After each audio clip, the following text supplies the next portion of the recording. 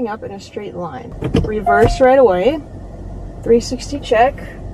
Left shoulder check. Left scan. Mirror. Front scan. Mirror. Right window. Mirror. Hand on the top here. Look where I'm going. I'm adding a tiny bit of gas in this case. But you kind of want to continue at a walking speed. You don't want to be backing up really fast.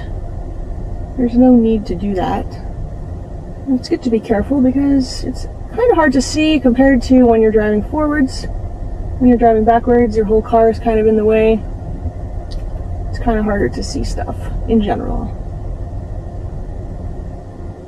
Okay, I think that was pretty good. Change it again. In this case, I just go to neutral, drive, park, change it right away. Don't hang out in reverse.